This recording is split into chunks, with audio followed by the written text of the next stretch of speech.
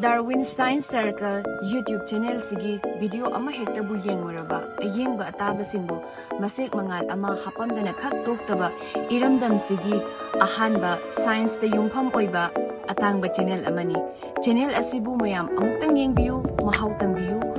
ai hakumna subscriber amasu oibiu mayam pumna makna channel asibu subscribe tawba kawbigan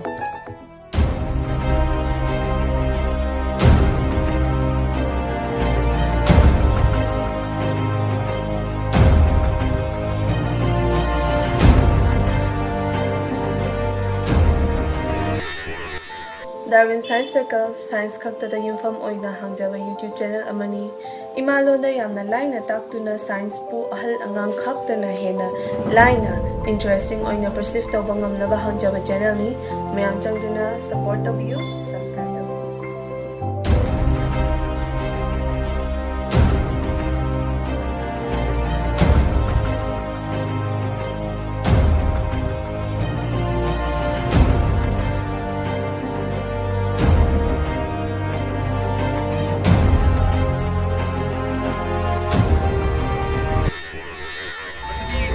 Darwin Science Circle कौबा channel अमल लई है सिगी channel से हुई याम नसु कोई द्री दो 10 के subscriber वो दिशु रे अदो सिगी channel से आइना मैम दा support तोहनी है मरम दी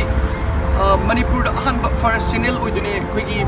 YouTube ता अते YouTube पर channel मैम लई है दो सिगी channel से science ता विज्ञान युम्फम उइबा channel ने कोई मणिपुर बाना अहन बगी channel ने उइदु से सारी बचेना से अदोना angang lai lai su tamba adagi senior parents kaina su yengbada yamna ano anubu su kanagani na khalle bigyan da yumpham oiraga oina semjaba channel ina ai samak su yamna pamna yengjay aduna mayamna su sigi channel se support tawbiyo subscribe tawbiyo sina changaga subscribe tawbiyo aduga ano anuba yam nuai gani aduga yam su nuai ni 100% cham da chama nuai ni ai guarantee pi bangam ni memdi ai sam yamna pamna nuai na yengjay ba bigyan ga oibani ni ko adu hiram kudi mata kanani aduna mayamna support tawbiyo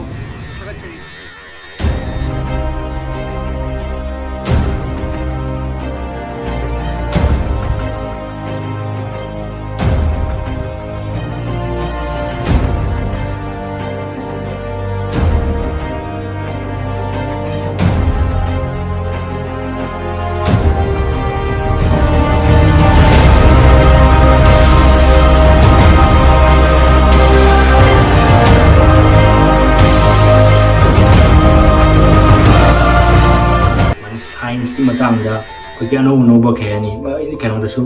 कोई ये कोई international YouTube channel चौ बा मोई कहनी internationally run तवरबा चौ बा कहनी हम पृथ्वी को मन येंगबा science की मतंगा what if world अदु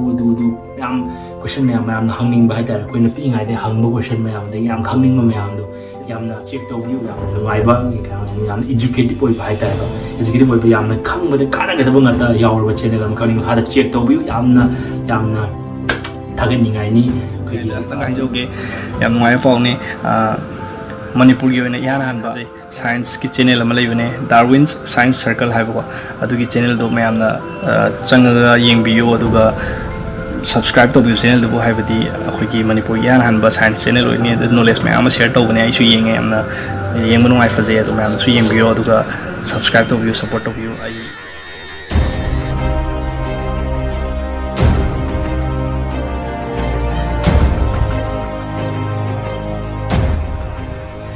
channel asida ngasi phawba thagalakhiba episode 13 si amaga amatta manade loina tongale adoi taraga su yengbadadi loina mak nungai channel asida yauriba video khiding masi hawdagi loiba phawba loina mak yengbiyo video asi lorakpada adomna khangandaba anago wapam amatang oirabase sungsoi soidana khangani channel asi imung amada laiba chahi khuding makki mipung khuding makna yengbada nungai bata natana kana ba paujel kharasu sungsoi soidana phambigani yengbiri ba ichil now namakta science pu umlai laithon duna aduki matik nungai han bata natana kana ba pirba ashum laba channel asi aidi subscribe tawzare adam su subscribe tawbiyo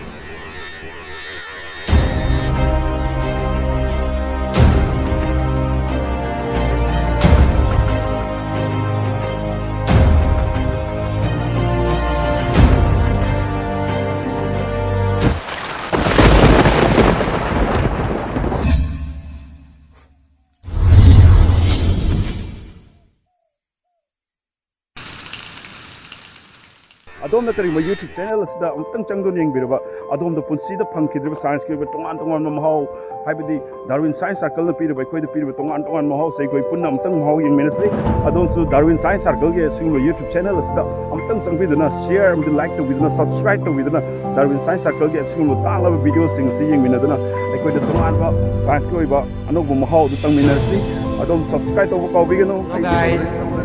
Darwin Science Circle gi maramda mayamda ngasidi khara khanganjage ꯑꯗꯨꯗꯤ ꯃꯌꯥꯝ ꯃꯥꯒꯤ channel ꯑꯁꯤ ꯑꯩꯈꯣꯏꯒꯤ ꯁꯥꯏꯟꯁꯇ ꯕꯤꯒ꯭ꯌꯥꯟꯗ ꯕꯦꯁ ꯇꯧꯕ ꯑꯗꯨꯒꯨꯝꯕ ꯃꯌꯥꯝꯗ ꯑꯩꯈꯣꯏꯒꯤ ꯃꯍꯩꯔꯣꯏ ꯍꯧꯔꯛꯂꯤꯕ ꯃꯍꯩꯔꯣꯏꯗꯒꯤ ꯏꯚꯟ ꯄꯦꯔꯦꯟꯁꯇꯐꯥꯎꯗ ꯀꯥꯟꯅꯔꯕ ꯑꯗꯨꯒ ꯑꯩꯈꯣꯏ ꯃꯌꯥꯝꯗꯁꯨ ꯌꯥꯝꯅ ꯀꯥꯟꯅꯔꯕ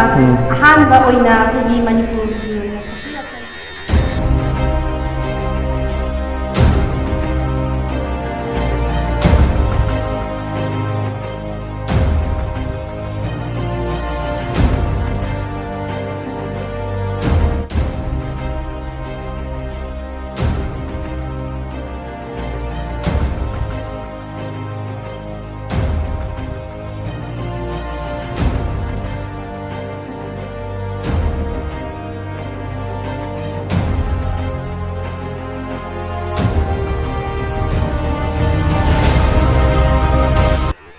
Darwin Science Circle ꯍꯥꯏꯔꯤꯕ ꯌꯨꯇ꯭ꯌꯨꯕ ꯆꯦꯅꯦꯜꯁꯤꯅ ꯁꯥꯏꯟꯁ ꯑꯃꯗꯤ ꯇꯦꯛꯅꯣꯂꯣꯖꯤꯒ ꯃꯔꯤ ꯂꯩꯅꯕ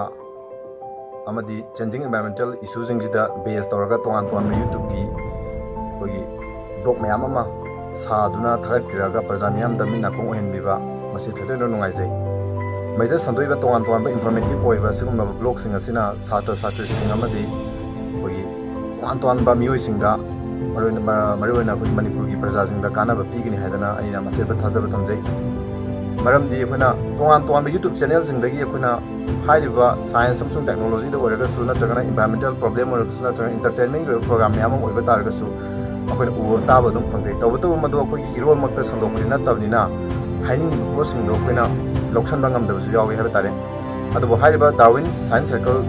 ꯆꯦꯅꯦꯜꯁꯤꯅ ꯁꯟꯗꯣꯛꯄꯤꯔꯤꯕ ꯃꯔꯨꯑꯣꯏꯅ ꯁꯥꯏꯟꯁ ꯑꯃꯁꯨꯡ ꯇꯦꯛꯅꯣꯂꯣꯖꯤ ꯁꯤꯗꯩꯗ ꯌꯨꯝꯐꯝ ꯑꯣꯏꯔꯒ ꯁꯟꯗꯣꯛꯄꯤꯔꯤꯕ ꯆꯦꯅꯦꯜ ꯑꯁꯤꯅꯗꯤ ꯑꯩꯈꯣꯏꯒꯤ ꯃꯅꯤꯄꯨꯔꯤ ꯂꯣꯟꯗ ꯍꯥꯏꯕꯗꯤ ꯏꯃꯥ ꯂꯣꯟꯗ ꯁꯟꯗꯣꯛꯄꯤꯕꯅꯤꯅ ꯊꯣꯏꯗꯣꯛ ꯍꯦꯟꯗꯣꯛꯅ ꯌꯥꯝꯅ ꯅꯨꯡꯉꯥꯏ ꯍꯥꯏꯕ ꯇꯥꯔꯦ ꯃꯔꯝꯗꯒꯤ ꯁꯤꯒꯨꯝꯕ ꯆꯦꯅꯦꯜ ꯑꯃ ꯁꯦꯝꯕꯤꯗꯨꯅ ꯁꯟꯗꯣꯛꯄꯤꯔꯤꯕꯁꯤ ꯌꯥꯝꯅ ꯅꯨꯡꯉꯥꯏꯕ ꯑꯃꯗꯤ ꯊꯥꯒꯠꯄ ꯐꯣꯡꯗꯣꯛꯄ ꯈꯛꯇ ꯅꯠꯇꯅ ꯇꯨꯡ ꯀꯨꯏꯅ ప్రజా ꯃꯤꯌꯥꯝꯒꯤ ꯁꯦꯕꯥ ꯇꯧꯕꯁꯨ ꯉꯝꯕꯤꯌꯨ ꯍꯥꯏꯗꯅ ꯑꯩꯒꯤ ꯃꯥꯏꯀꯩꯗꯒꯤ ꯊꯝꯖꯒꯦ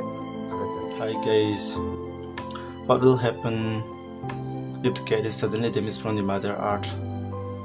If you want to know more about the importance of this pet animal, just enter the blog of Darwin Science Circle DSC. In case you get satisfied after watching the video, don't forget to subscribe and share the video. Hi guys, Darwin Science Circle bu subscribe to view channel asigi video circle dagi khangjan bada kanaraba knowledge mayam ama loksin biu. Anyways, I am Darwin #1 fan. ina khajai hoigi kaita human hoigi miyobiki kayat nunggi matangda sigi blog samani bapame masi sebiragadi nayamana amuk hena